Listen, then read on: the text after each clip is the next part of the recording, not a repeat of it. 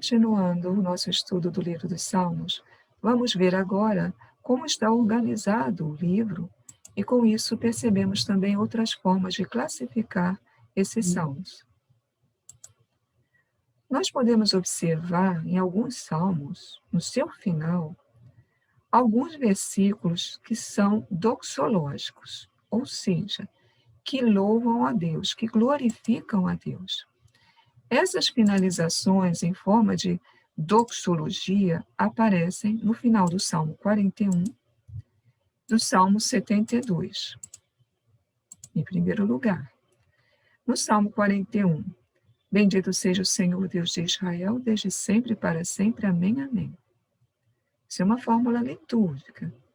No Salmo 72, uma fórmula muito semelhante, porém mais estendida. Depois, nós temos no Salmo 89 e no Salmo 106 a mesma coisa. Fórmulas doxológicas que se encontram no final desses salmos e que não existem em outros salmos. Então, 4 salmos apresentam doxologias muito semelhantes no seu final. Isso ajuda a perceber que essa colocação de doxologias foi proposital para fazer uma pausa no livro, como que para dividir o livro em partes. E com isso, o livro dos Salmos fica dividido em 5 partes. A primeira parte até a primeira doxologia, a segunda parte até a segunda, e assim sucessivamente. A última parte vai terminar com aqueles salmos aleluia, que formam um pequeno Hallel, os 5 últimos salmos, e que, portanto, não precisam ter em si nenhuma doxologia louvando a Deus, porque eles mesmos são uma grande doxologia, que servem para fechar todo o saltério. Nós temos, então, 5 livros a partir da consideração dessas doxologias, o que chama a atenção, porque 5 é também o número dos livros da Torá. É provável, então, que se tenha querido fazer do saltério um paralelo à Torá. Como a Torá tem 5 livros, o saltério também tem 5 livros. Claro que não distintos, como nós temos lá em Gênesis, Êxodo e assim por diante, mas para mostrar que no livro do saltério nós temos, em grande parte, a Torá rezada. A Torá histórica, a Torá legalista, legal, melhor dizendo, e também entra aí toda a revelação de Deus. 5 livros paralelos à Torá.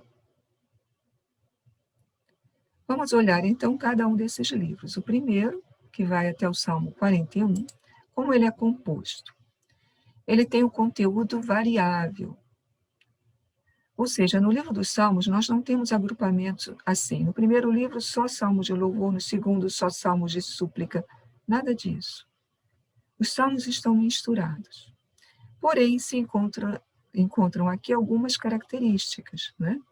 São, sobretudo, preces individuais. Quem fala é um eu, não é um nós, não é a comunidade que está rezando, mas, sobretudo, é um indivíduo, e se usa, na maior parte deles, Adonai para falar de Deus. E, em grande parte, com exceção de 3 salmos, nós temos os salmos com o título de Davi, ou para Davi, que em hebraico se diz Le David. Há 2 salmos muito importantes aí, que são o Salmo 1 e o Salmo 2.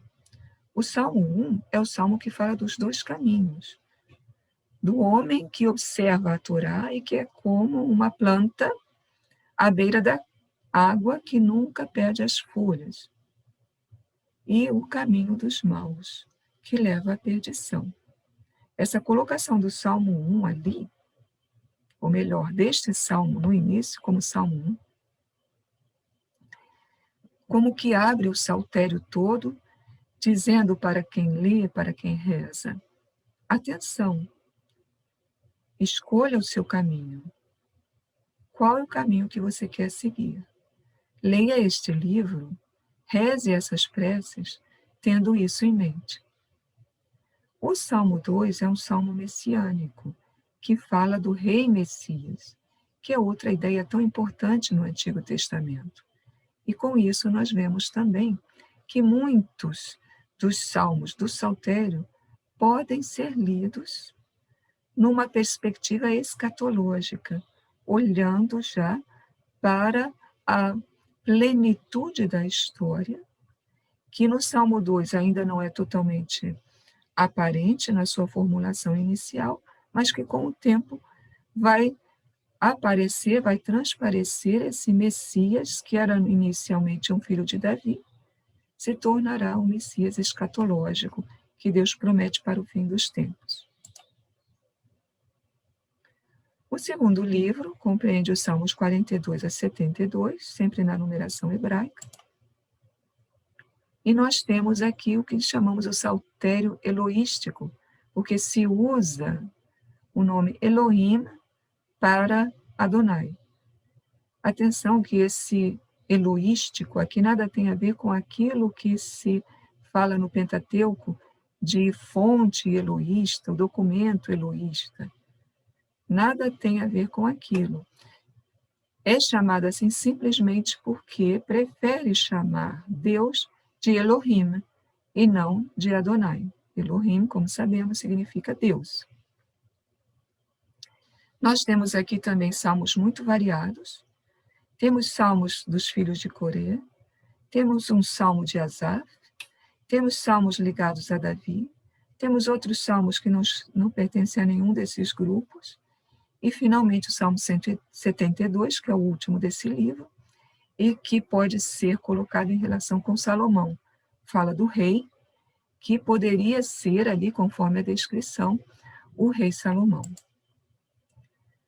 O terceiro livro compreende os Salmos 73 a 89, que usam principalmente Elohim, não totalmente, não é? Nós temos, então, aqui salmos bastante diferentes nessa coleção, nesse terceiro livro. O quarto livro compreende os Salmos 90 a 106. Também aqui não há um princípio de unidade claro.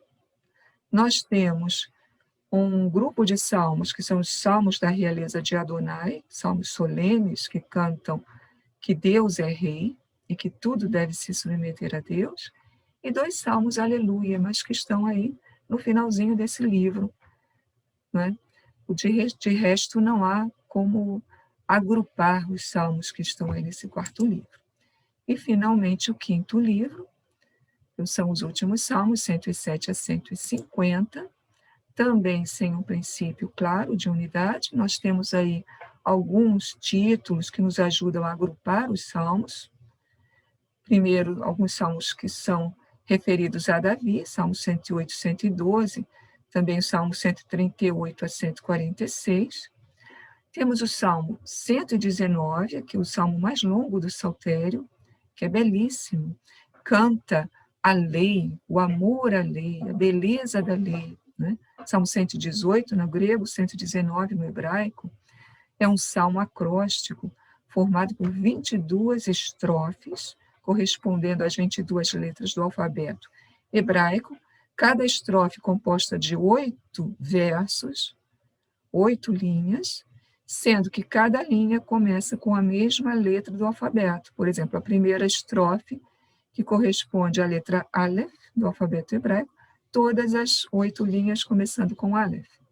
A segunda estrofe, Bet, todas as 8 linhas com Bet, e assim sucessivamente. Isso é uma obra de arte e mostra uma sensibilidade enorme pela Torá, como o cantor ali desse salmo mostra o seu amor, mostra o valor, como é preciosa a Torá, ela é luz para o meu caminho, ela é orientação para a minha vida, eu a medito dia e noite, e assim por diante.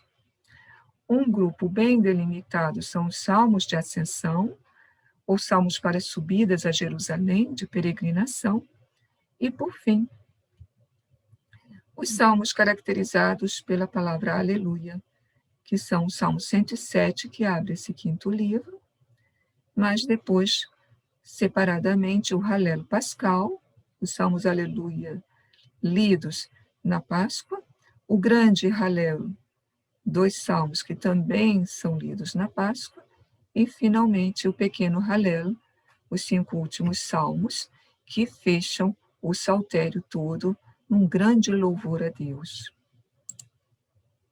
Com isso, concluímos aqui a parte da organização do livro.